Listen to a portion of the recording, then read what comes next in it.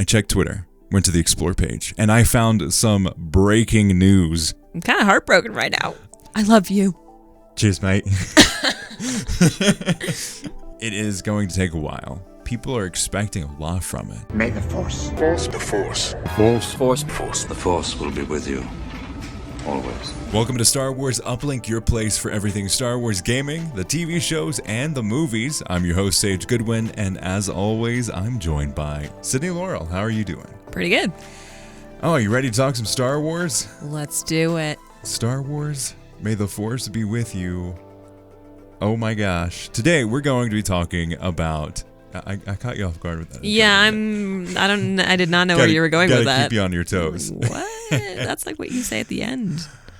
Today, we're going to be talking about one confirmed delayed games for Star Wars. And then we're going to be doing, after the break, a pretty bad trivia on Star Wars. I think will be fun. So, oh boy. Let's jump right in. Just you reconsider playing that message for him. We interrupt this message with some breaking news for Star Wars, tying into our conversation about This Is Future Us. Just after finishing recording the podcast, I checked Twitter, went to the Explore page, and I found some breaking news for Star Wars games that ties directly into the delay discussion. So, it's big. Star Wars Knights of the Old Republic remake delayed indefinitely amid studio shakeup. A hotly anticipated new Star Wars game is in serious trouble according to people familiar with the project.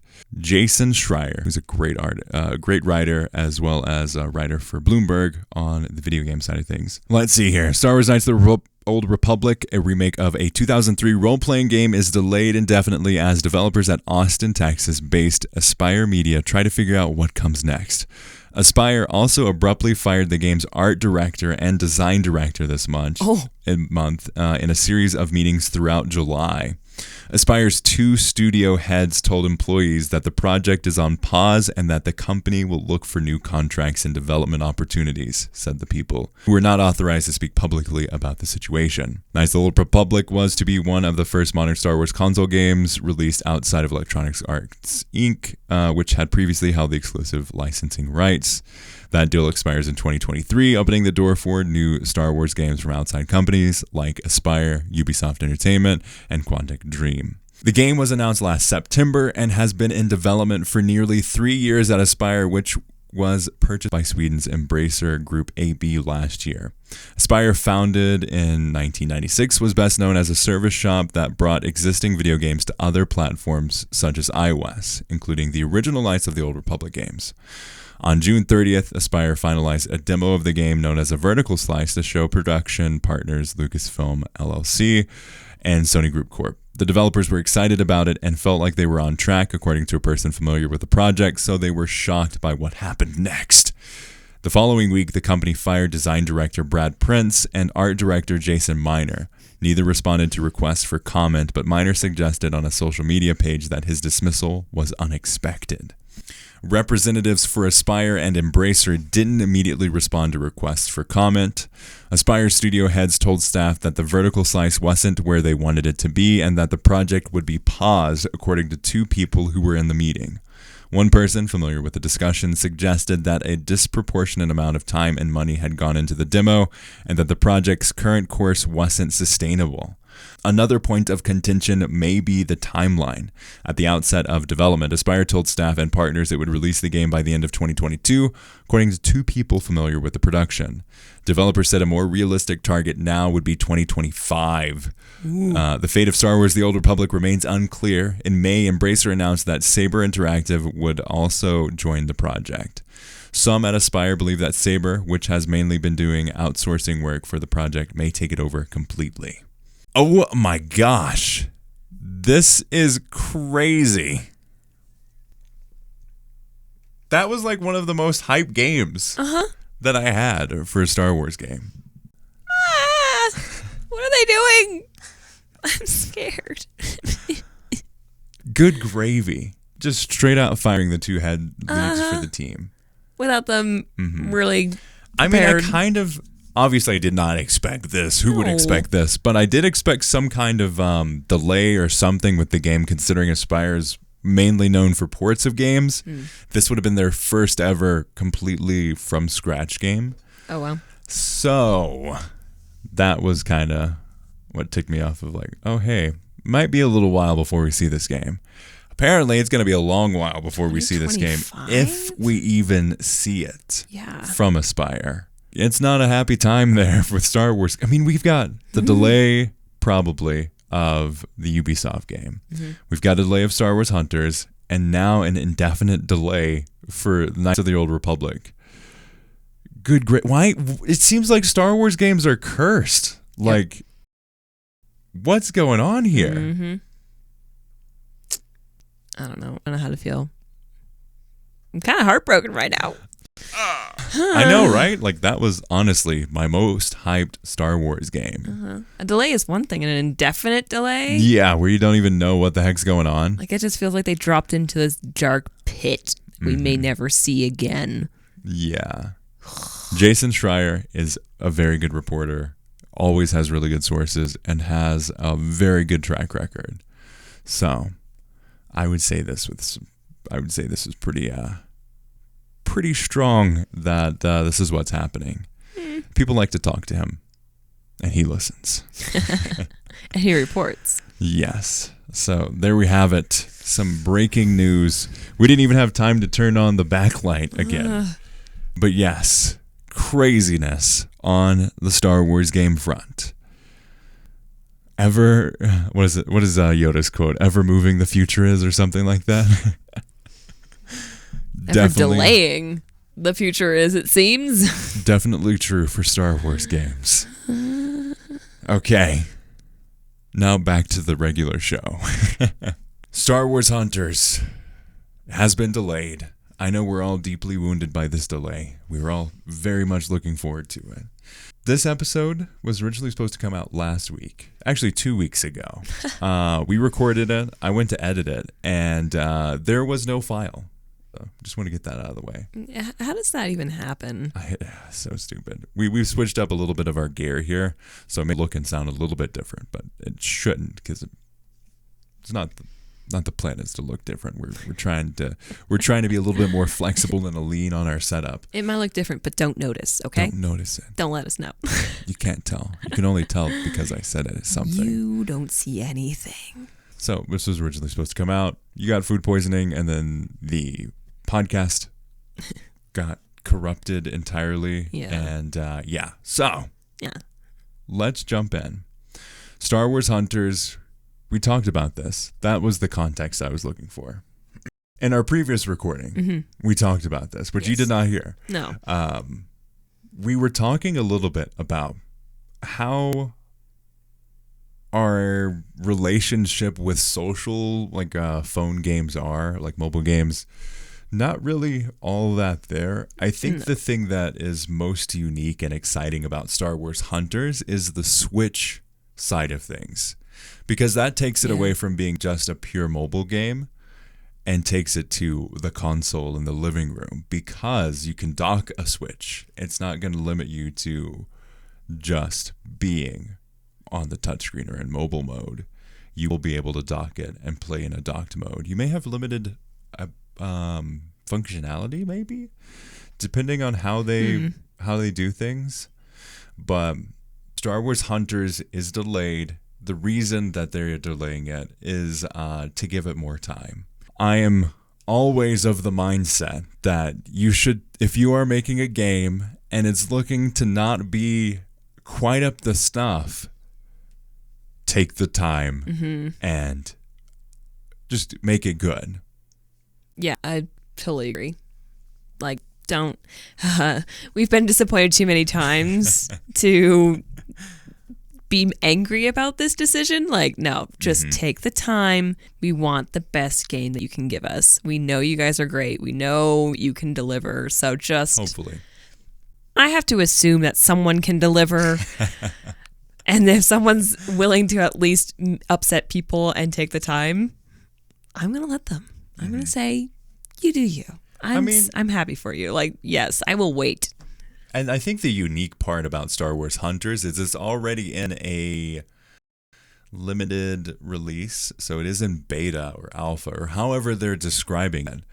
But it is already out there. People are playing it in specific locations. And if you can emulate it on like PC and play it that way as well. That's how Sammy Boy has been playing it and covering content on his channel. It's a very interesting situation because you have this delay, but it almost isn't really there because they still have that alpha or beta or whatever they're calling it. The soft launch is how they're describing it. So they have the soft launch, and that is deployed in quite a few number of countries, and you can easily get around it.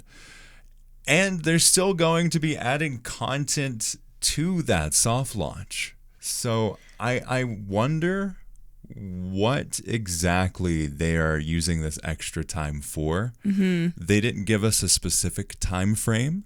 Before they said it was going to be soft launch in holiday season, official launch in the summer. They didn't communicate until it was pretty late into the summer. Now it's just 2023. It could be early 2023. It could be late 2023. But it's very fascinating that this is kind of the standard for Star Wars games getting delayed, or EA. Actually, it's not even EA games. Just Star Wars adjacent, I'd say. It does feel like Star Wars games always seem to get pushed back. Yeah, and have very limited and not very good communication. Battlefront suffered with this a lot in terms of communicating those continuous updates and that kind of thing. And then, obviously, Battlefield is a multiple-time offender of poor communication throughout many different aspects of things. Oof, yeah. It's like all it takes is a tweet. I think that's what most people are getting upset about is thankfully they are letting us know. They should have let us know earlier in the process, but again, maybe they were still hoping for a release pretty soon, but it is not the case. Secondarily, on the delay bandwagon, let's put our tinfoil hats on. You ready? Okay. Tinfoil hat on? You got it? Yep. Yep. It's on now. Perfect. Tinfoil hat theory here. The Avatar, was it Legends of the Frontier or Frontiers of Pandora? Mm-hmm. The game, it is being developed by the same studio that is going to be doing the Ubisoft open world game. They announced this game much earlier in production for release. It was originally slated to come out in 2023, and now it is going to come out in the 2024 to 2025 timeframe. That is when we were expecting the Ubisoft open world game. We assumed that they were starting to ramp up hiring. We assumed that they are getting started on that game. And if those assumptions are true, I think it would have made sense for the Star Wars open world game to come out in 24 or 25. Earliest would be 23 is what we talked about on past episodes, but that is highly unlikely. Now, I want to kind of put this out there for you and all of the listeners. Do you think that the Star Wars open world game is going to get delayed? 100%. Yeah. No questions in my mind. I technically it can't be delayed because they didn't announce a time frame for it, so obviously that. But I think it can be delayed in the time frame that we were expecting it to be released. Oh yeah. I mean, we read an article that was like, from what we've been told or from what we've heard, the game of the Avatar game is pretty, but the gameplay is bad. Yeah. And if they're suffering with just that, like, ooh, no, you know what? We're going to be waiting. Yeah. So I think there's high stakes with an Avatar game somewhat.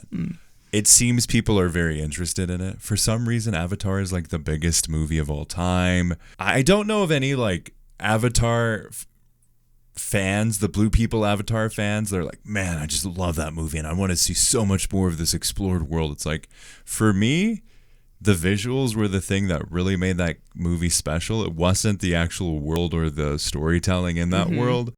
Yeah. So I think it's going to be very fascinating to see the new movies, of course. And then the games, because the CEO of Ubisoft, I believe, was talking about how they want it to be a franchise and they want to make it a big part of the game industry, which is one, super interesting. And then two, you have the same studio, I think it's called Avalanche. The same studio is also going to be working on an open world Star Wars game. So you have some like pretty high stakes games that you're working on. You've got two of them. One, Jeff Grubbs, I think on his podcast, but he reported it. Like you said, it's pretty, does not play well. Mm-hmm. So that's something to do with. They have good graphics on the engine side of things, but the gameplay side of things isn't quite to their standards. I just think of games like, anything open world always makes me think of Skyrim. And just how long it takes them. I mean, to be fair, I don't even know if they have like any rumors even out about if they're making another one, but they just seem to take forever to make like new Skyrim. Oh yeah, Elder Scrolls. There is going to be a new one, but they haven't actually put a time frame of it. They just like announced with the logo that, hey, we're making a thing. Yeah. And if it takes them that long, like... And they're still really buggy. Yeah. I don't know. It's kind of like,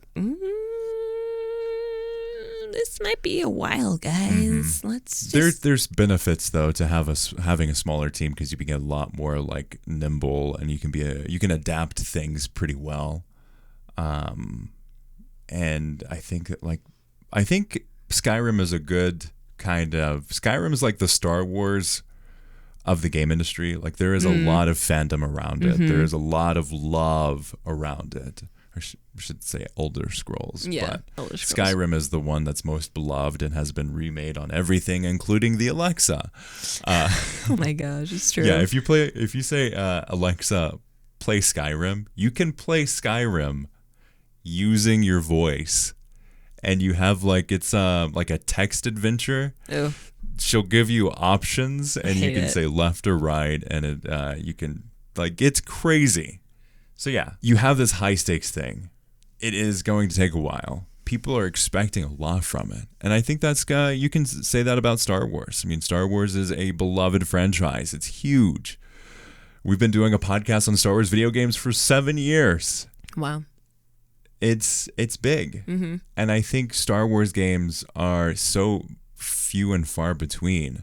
It's momentous when one comes out.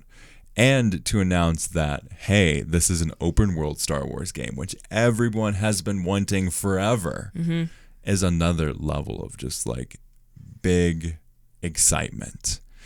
And I think what's super interesting, Massive Entertainment, it's not Avalanche. It's called Massive Entertainment, is the development company. They are most known for Tom Clancy's The Division and The Division 2. So those are two of the games that they worked on. Those games are open world multiplayer games. Oh, wow. So you go through with a squad of friends or randos, and you go through in this kind of dystopian aftermath world of, I think, Boston or something like that. Some city. Online only. Action role-playing video game is how Wikipedia describes it.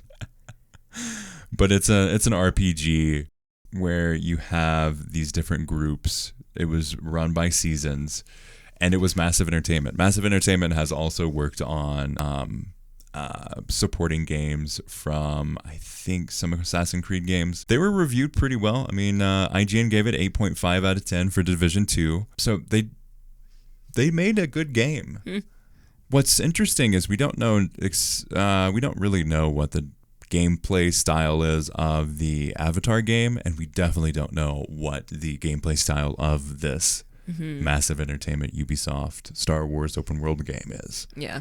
We just know it's open world, it's Star Wars, and these people are working on it. I could see it being an online multiplayer game. But I could also see them trying to get out of that lane with the Avatar game and then trying to expand their reach in a different way, and maybe taking what they learned from that online experience and maybe having an option for it. But I think, at least it seems on the outside, that more of the investment for Star Wars games will be in the storytelling side of things and less so on the live service multiplayer side of things. But again, we could be wrong. We don't have details on it. That's interesting. Ooh, I mean, I could really see them using the Avatar game as kind of an experiment to, like you're saying, just kind of get away from the online idea. That's what they're most known for, or they're a secondary studio. Right. So, I mean, even that could mean pushing the Star Wars game back, because if they're trying to make Avatar something big, and then they're gonna jump into Star Wars, which is already huge. It's already big. Like, this could just be like their little like stepping stone into just bigger world games sort of thing. So I could see them being very cautious with Star Wars. Yeah. And kind of testing the waters with Avatar and doing something a little different than what's in their wheelhouse sort of thing. They said they want it to be big and they want it to be a franchise and a series of games. So I could totally see this being the game that they throw everything in and the kitchen sink into and see what they're capable of. Right. And then take what they learn from that.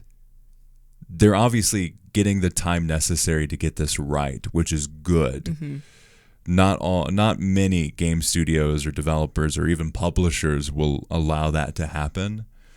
So that is a good sign. It's a sign that they're really dedicated to making a good game and are willing to take the backlash or the hit of anticipation maybe to delay a game that was hotly anticipated or hotly hoped for. I mean, the teaser cinematic thing that they had 15 million views on YouTube. Wow. That's a good chunk of views for an Avatar game. Yeah. I think most people are just more curious about it than anything. Yeah, I would agree, because I don't know. The last that I've at least heard in my circles about Avatar, it's not great, like people are kind of just over it. Like, it was really hyped when it first came out, and then I think most people are just like hesitant about it because it was mostly just eye candy. You weren't really going into it for like a franchise. I mean, that movie came out, what was that, 2008, 9? When was the first Avatar? 2009, 2010. 2009. Yeah, that is crazy. Oh my gosh. I wonder if it holds up. Like, I haven't seen it since then. Like, I saw it when it first came out, and then that was like it. I don't know if I saw it twice or not. I know I've seen it a couple times. Yeah, I've probably seen it twice, maybe 3 times. I don't think I've seen it 3 times. I think I saw it twice and was like, okay, that's it. Yeah. And like, okay, maybe you are my only circle, but like, I don't know. I don't know that there's the hype for it to become so huge. But I mean, maybe with the second movie, maybe they're gonna step up their game for something have like new. 4 more movies or something like that. Oh. Yeah, and they're all getting developed at the same time. But of course they are, because we're in the age of just repeating old stories and taking what's already there and squeezing the life out of it. Yep.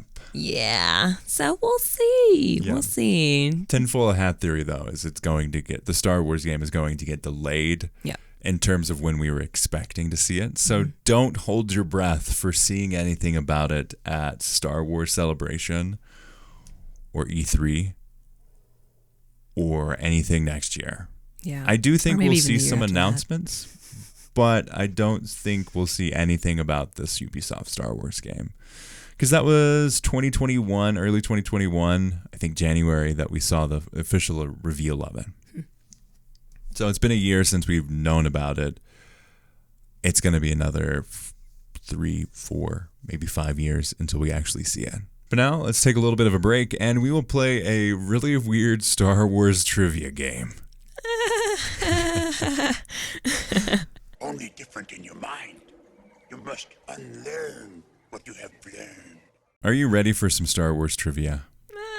This comes from the Beano website. 20-question Star Wars trivia quiz. How strong is the Force in you? Let's test your Jedi skills with this intergalactic quiz. You ready for this? Bring it on. In the original Star Wars trilogy, who is the only character who is not a Jedi, but briefly uses a lightsaber? This is multiple choice. Your choices are, and this is where it gets really weird, Chewbacca, Han Solo, Wiz Khalifa, or R2-D2. In the original trilogy, who is the only character who is not a Jedi, but briefly uses a lightsaber? I want to say R2-D2. I think it's R2-D2. Yeah. I'm going to click R2-D2. It doesn't give us feedback, so we'll have to dang find out at the end. Okay. So. Oh, no. I'm going to put the image of what we're looking at here. And it just asks, who is this guy? It is a sharp-toothed, red-eyed, pale Twi'lek type character. You have the options of Sarlacc, May Kanata. This is so bad. Bib Fortuna or Newt Gunray.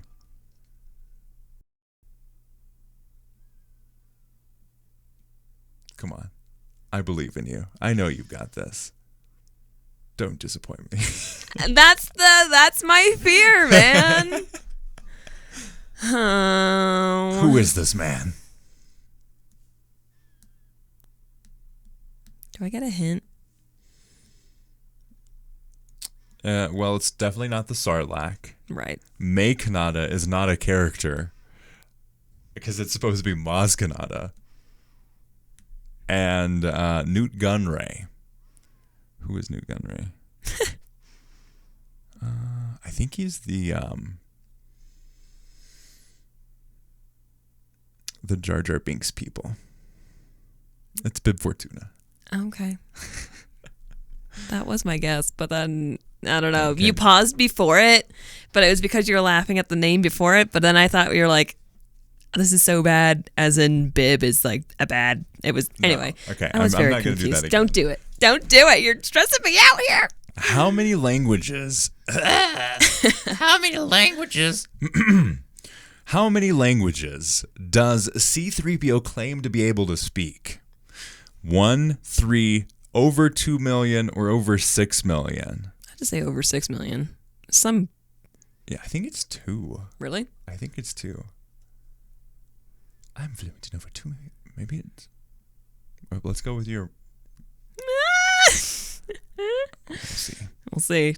I hate that it doesn't give you any feedback. I know, until I you want it finish now. The quiz. Give it to me now. At the beginning of Rogue One, a new trooper is introduced. What are they called? This is not that. No. It's not that. No, it's not Death Troopers, Cake Trooper. What the heck? What is a cake trooper? Is it just like, is it a trooper with like No. cake armor? No. Is this a trooper or is this cake? It's the one of the cake. Oh. Another one is it could just be like a trooper with just a juicy bum. Look at all that cake. Are they super troopers or Koopa troopers? Super trooper. Like, oh my gosh. Death Troopers, troopers. cake troopers, super troopers, or Koopa troopers? Death. Okay. Yes, obviously. Yes. In which Star Wars film does Yoda have a lightsaber duel with Count Dooku? Attack of the Clones, The Phantom Menace, Return of the Jedi, or Return of the Mac? Who's Mac? I don't know who Mac is. So obviously it's not Return of the Mac. No.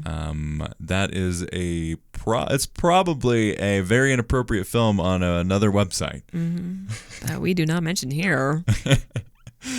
Attack of the Clones, Phantom Menace, or Return of the Jedi? Return of the Jedi or is it Attack of the Clones? I don't do names well. Return of the Jedi is in the original trilogy. Oh, okay. So it's Attack of the Clones. Yes. Who is the captain of the modified patrol and attack craft known as Slave One? Or I think it's called like Starfire now or something like that. Asajj Ventress, Poppin J, Han Solo, or Boba Fett? What? Poppin J. Poppin' J for sure. I like that one. Is that it? It's not it, no. Okay, I was gonna say. Oh, it's a picture Boba of Fett. an X-wing It's Boba Fett, that they isn't have it? on here. It's Boba Fett, Yeah. yes. How does Han Solo respond when Leia tells him that she loves him? Cheers. Cheers, mate. Cheers. Cheers. I love you. Let's reenact this, okay? Oh no. Okay. I'm being the Leia. You're Leia. Okay. How does she say it again? It's like It's very Yeah. determined. I love you. Cheers, mate. I love you too. I know, or This is awkward. This is awkward. I was talking to this robot and Oh my gosh. I know. obviously, this is like the worst quiz ever. Luke's Uncle Owen runs what sort of business? Moisture farm. Yes. The other options are Space Cafe. I could totally see like Obi-Wan Kenobi, Owen, like rocking out a Space Cafe. Yeah. Like he's got his little barista apron thing. He's got, for some reason, like a French hat and baguettes. Yeah. Yeah, totally. Yeah. Or a legal consultancy firm, obviously. This is... That's so bad. Who is Han Solo's old friend who greets him when he lands in Cloud City? Is it Greedo, Lando Calrissian, Luke Skywalker, or Chewbacca? At this point, I really want to just choose the wrong one because it's Lando, obviously. In the original 1977 Star Wars movie A New Hope, Darth Vader only appears on screen for 12 minutes in total. True or false? This is a good one. We're halfway through the 20 question quiz, and we finally got an actual stumper. A New Hope. Darth Vader only appears on screen for 12 minutes in total. True or false? I feel like that's true. I think it's true. Because 12 minutes is actually a decent amount of time in a movie. Yeah. Like if you put 12 minutes. I feel like it might be less than that. Ooh. That's what I'm concerned that they would It's like catch only us like up on. 10 It's minutes actually or like less something. than that. I thought I remembered it being like 6 minutes. Like he's not in there a whole lot. Because we have him in the intro.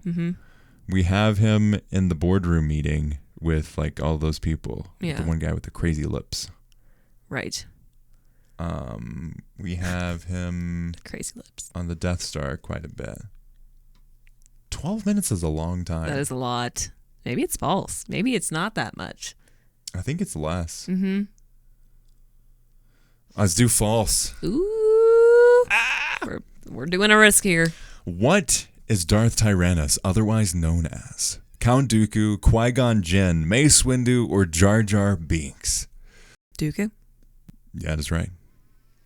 In the Battle of Naboo, who did Obi-Wan Kenobi defeat? Darth Tyrannus, Darth Malak, Darth Maul, or Darth Sidious?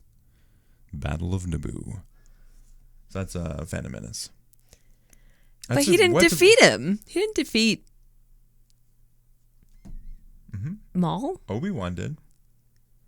Oh. I'm They getting have a confused with picture the of photos. Qui-Gon. I needed to stop looking at it. Yeah, just oh don't. my gosh.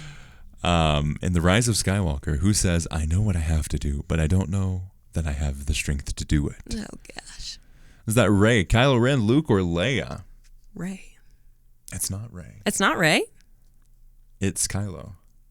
It's not The Rise of Skywalker, though. It's, no, it is this Rise of Skywalker, right? It's when, I know what I have to do, but I don't know if I have the will to do it. No, that's the Force Awakens. That's on the when he stabs. Yeah, when he stabs Han Han. Solo. Yeah. It's like, I know what I need to do, but I don't know if I have the strength to do it. Yeah. How dare you, Beano? You lie. It's Kylo. What is the type of cephalopod creature that lives in the Death Star's garbage compactor? Quit trying to be so fancy with your scientific words. You can't even get your movies right. Which one is it? Is it the Gundark, the Sarlacc, the Dianoga, or the Carcoon?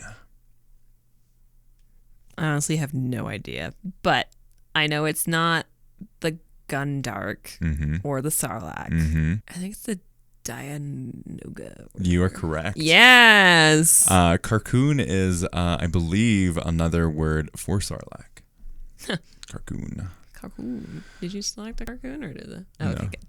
What creature can be seen roasting on a spit in the very first episode of The Mandalorian? Ooh. Whoa. Is it the Gungan spider worm, the Rancor puppy frog, the Kowakian monkey lizard, or the Cardinal Wolsey? You gotta answer this I one? have no idea. What was roasting in the very first episode of The Mandalorian? It's not a Rancor puppy frog. Kowakian monkey lizard. Cardinal. I think it's the Gungan spider worm, maybe. Why would a Gungan spider worm be on? Yeah, it doesn't make any Tatooine? sense. How are they really getting that many? It is a spaceport. Okay, we're going to Kowakian monkey lizard, I guess. Really? I think so. Okay. I don't know. Which large carnivorous cephalopods are... Someone found the word cephalopod and was like, oh my gosh, I'm going to use this in so many trivia questions. Are native to the planet Twankiti. Wampas, Rathtars, Rancors, or Sarlaccs? I think it's Rathtar. Okay. Because Wampas I'm are on good. Hoth. Rancors are on various planets. Sarlaccs are on various planets. Which Wookiee Jedi Master is able to sense the future? Tyvoka, Gungi, Kursantin, or Hanhar? I think it's Gungi. Yeah. If my These questions are getting harder. Legends memory served me right, I believe it is Gungi, because Kursantin is the black Wookiee from Book of Boba Fett. What is the last thing that Darth Vader ever says to Luke Skywalker? I am your father. You were right. No! Or you're standing on my cape. You were right. Yes. What is Wookiee bounty hunter Snuva's nickname? Who the heck is bounty hunter Snuva? Badfinger, Shoeface, Platinum, or Madclaw? I think it's Madclaw. Mm-hmm. Where's that from? What is the name of the red ocean planet featured in the Star Wars holiday special? Oh gosh. The options are Tatooine, Panna, Flimsha, or Frunty. I think it's Panna. I'm good. Let's go with it. I'll be honest, it took me several watchings to be able to really consume that. I had to watch it in chunks. Otherwise, I would have gone insane. So hard to watch. Scored 16 out of 20. Are they going to tell us what we got wrong? Oh, okay, good. Yes. It's Tyvoka is the Jedi Master. Dang it. And... Oh. it is true. So there is What? 12 minutes of runtime For Darth Vader on screen. Darth Vader on screen. We got... They're wrong. We picked this one. It got us wrong. Oh. For Han Solo, it said we chose I Love You Too, but we chose I Know. So we got You are 17. our witness. Han Solo for the first one briefly uses a lightsaber. I have to go rewatch Oh that. yeah. It's when is it Return of the Jedi? I think he uses a lightsaber to cut something open. I have no memory of that. But we'll have to rewatch. Which is coming up soon. Yep. We're going to do that soon. That was both hilarious and also mind-numbing. That was really painful in many aspects. Yes. So we got 18 out of 20 ultimately, right? 13 or 17. Yeah, 17 out of 20. Not too bad considering how weird these were. Yeah, and how reaching they were going for going in some of them. a little too far there to get this. There were better questions you could have asked. But I mean, that's pretty fun. Yeah. Let us know what other kinds of games you'd like to see on the podcast. I'm going to test this out and see what you all think and how you would enjoy this. Also, let us know your feedback on the format of the show. We're testing out some new things, so definitely stay tuned for all of that fun stuff. We're definitely going to be ramping up our social media clips as well as sectioning out different parts of the podcast. So definitely let us know what your thoughts are on that and what you'd like to see covered in future episodes and who you would like to see on the podcast. To kind of give us your feedback on that. You can reach out on our Discord or contact at uplinkpodcast.com. Discord is in the link in the description of this video or podcast description, show notes, all of that fun stuff. And we will be doing a Star Wars watch through party kind of over the next over a couple months here soon. So definitely get ready for that. That will be a section of the podcast where we would like to do kind of like a watch party type thing, maybe where we get on stream, watch the movie together, offer some commentary, and then it'd be awesome to hear your feedback on that time, as well as we want to watch it with like a new lens, because I've been intentionally avoiding watching Star Wars for over a year because it became more of like a background show. And I really wanted to be able to approach it in like a really fun and interesting way. So we're gonna have like a Star Wars watch party. I think we're gonna call it the Summer of Star Wars. I think that'll be fun. All right. Let us know what Star Wars content creators you'd like us to collaborate with on that. I think it would be fun. But thank you all so much for listening to this episode of Star Wars Uplink. We greatly appreciate your support. And if you'd like to support us completely free, leave us a review on iTunes, Apple Podcasts, or Spotify. Be greatly appreciated. Subscribe if you are not subscribed. It's completely free, and make sure that this podcast episode is downloaded each time onto your device and you never miss an episode. As always, thanks for listening, and may the Force be with you.